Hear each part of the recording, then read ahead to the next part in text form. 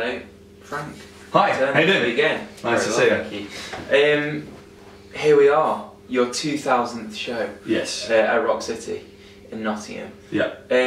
Firstly, as a Nottingham resident, I feel like I should thank you for choosing Nottingham. I'm sure it's a question you've been asked a few times, but why Nottingham? Why Rock City? Well, I mean, with all due love and respect for the city of Nottingham, which is a city that I like, it's about Rock City, first and foremost.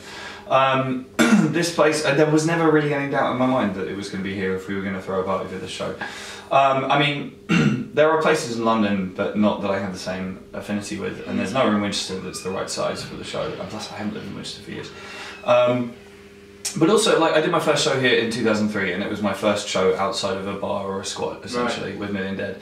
And the security crew who were loading us in today were the same two guys who were on security in 2003, you know? It's the same guys who's been there since 1980 running the kitchen, do you know what I mean? Like, and they look after their own. I mean, a really small example of it, my friend Nick was killed at Bataclan last year in Paris, and he did merch for everybody, and they've recently renamed their merch booth the Nick Alexander office. And like, nobody asked them to do that, they just did, because they knew Nick and everybody loved Nick. And the international touring community is actually quite tight-knit, you know, like there's not that many people who do this for a living, and Rock City is like a haven for us, you know, like they look after us here. And yeah, it's just, it feels great to be here. So, and the funny thing was, when we sort of made a decision what date it was going to be and that it was going to be here, and we called them up to ask if they were available, and they said, yeah, we've been waiting for the call. And it was just like, alright, fucker. So yeah, it's definitely the right place. Wow. And you've been doing tours and stuff as well as that, haven't you? So as well as the 2000 show, you were here again last week. Yeah. What was that like? What's it all been like this kind of season? It's been good. I mean, this year, you know, this is my last show of the year tonight, so I've been thinking about the year. I like a year when you release an album has its ups and downs. I mean, it's nice to get new material out there, but like some of the album promo that you do gets pretty tedious after a while. And like, I sort of feel quite often like anyone can release a record and do a release week promo, but like, are you then going to do 2 years on the road to support it? And not everyone does. And like, this year, all we've done since January the 10th is tour, and I'm sort of proud of that. And it sort of feels like honest work, you know?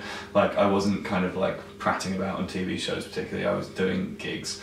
And yeah, it's been a long year. It definitely feels like it's caught up with us a little bit in the last couple of days. I'm very, very looking forward to going to sleep tonight after the show. But it's been a really good year. I mean, touring the UK is always fun because like we sort of, I don't want to say I forget because that's ridiculous, but like these days I tend to spend more of my time outside the UK. I mean, the UK is quite a small part of the world, and we're still sort of like building stuff in the States and in Canada and in Europe and stuff. But it is lovely after a hard slog out in kind of like Western Canada or like Eastern Europe or whatever to come back to the UK and just go, this is so easy. Everyone bought the tickets already and they know all the words, and I've got loads of crew and I get to sleep in a nice bed and just like, yeah, let's tour the UK more. So it's been a good way to finish off the year. And because it's your 2000th show tonight, what would you say out of the 2000 shows is a milestone, a huge milestone? Yeah. What would you say? You know, pick a few moments from those 2000 shows. Well, okay, this is going to sound like I'm dodging the question because I arguably am, but like, I mean, it's very difficult for me to pick individual moments out of that many shows. It's a lot of shows, and it's a lot of time, and it is the business of my adult life. You know what I mean? I think that the thing that I'm proudest of is the fact that it's an ongoing process. When I was a kid and I got into rock and roll and started practicing Nirvana songs in my bedroom and everything, I told everyone I wanted to do this, and everybody laughed and said, yeah, right. And I don't want to sound too kind of like bravado adolescent about it, but like, you know, I fucking did it actually. And tonight's a big party and it's a nice number, but it's, you know, we've got another 6 months tour in the diary, do you know what I mean? It's not like the end of anything particularly. And just like, you know, I set out to do this thing and it is still working. And that's the thing that I enjoy most.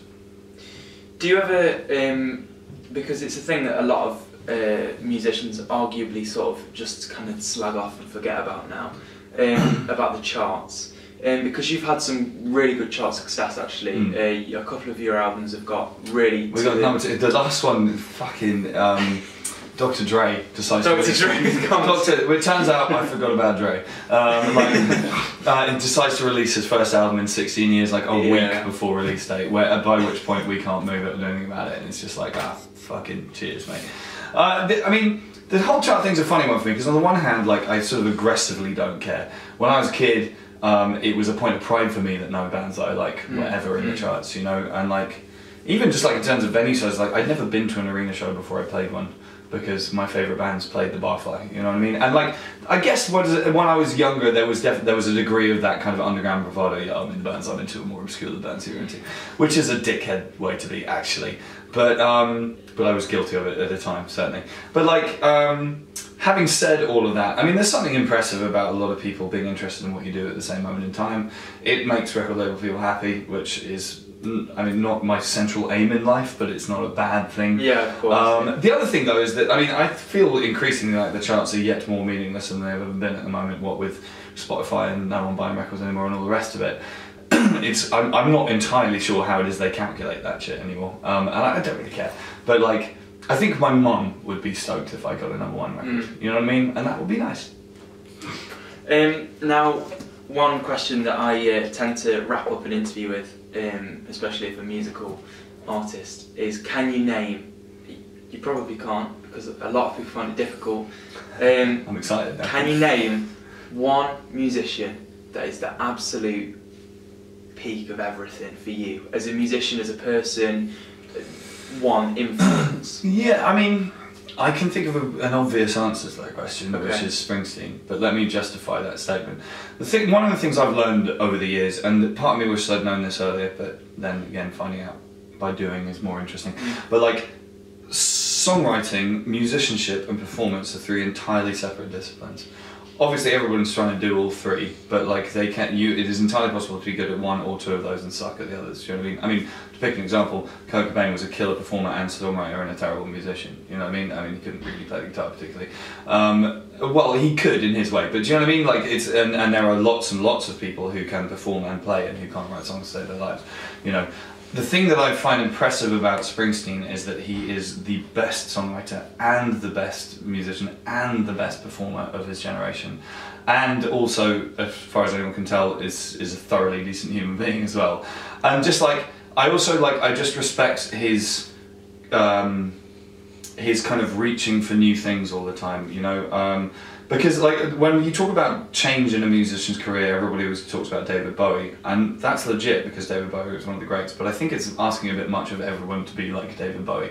And for me, like Springsteen kind of moving from like Wild and Innocent, you know, through to Darkness, through to Born in the USA, through to Tunnel of Love, which is the bravest record he ever fucking made, and through to the Sega Sessions and whatever else, you know, he's not rested on his laurels creatively, and I find that very inspiring.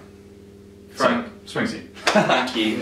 Good luck with the 2000. Thanks very much, man. Good luck with everything else. It's going to be fun. It's been lovely to chat to you. Nice to chat to you too, man. Cheers. Nice to chat to you. Cool.